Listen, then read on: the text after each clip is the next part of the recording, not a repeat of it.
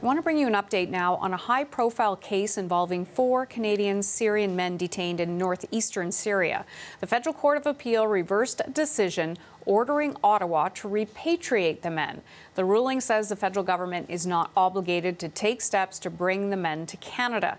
Sarah Galashan has more on the reasons of this ruling. So, Sarah, what more can you tell us? Yeah, Hannah, so the appeals court has ruled the Canadian government is not obligated to repatriate these 4 men who are being held in northeastern Syrian prison camps. Earlier this year, a federal court had directed officials in Canada to take extraordinary measures to secure the release of these 4 men, including providing a representative to be on site for the transfer and as well providing emergency travel documents and passports. But the Court of Appeal now has ruled that that was a misinterpretation of the Canadian Charter of Rights and Freedoms. In the Charter, it does read that every citizen of Canada has the right to enter, but according to the appeals ruling here, the right to enter Canada is not a right to be returned to Canada. In this case, that return would come after the Canadian government had repeatedly issued warnings about not traveling to this part of the world, to Syria, where these men are now being held in what has been described as dire conditions for their suspected ties to ISIS. Now, prior to all of this, the initial ruling in January, the Canadian government did announce that they would repatriate 6 Canadian women and 13 children who were being held in the same region in northeastern Syria. We know that at least 3 of the women have returned, and when they were brought to Canada, they were immediately taken into custody.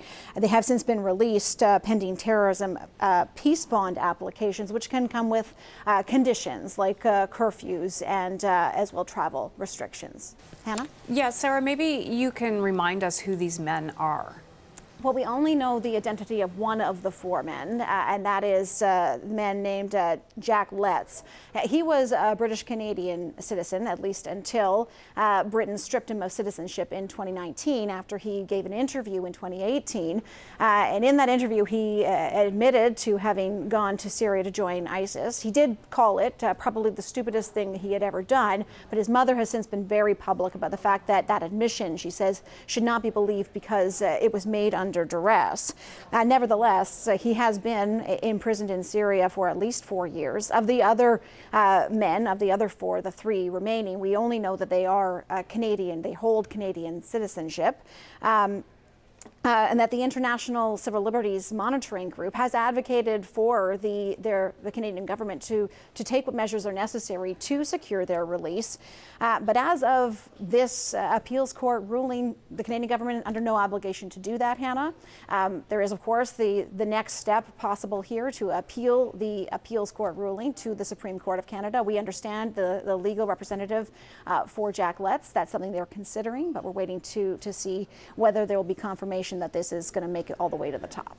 Okay, Sarah, thank you for the update.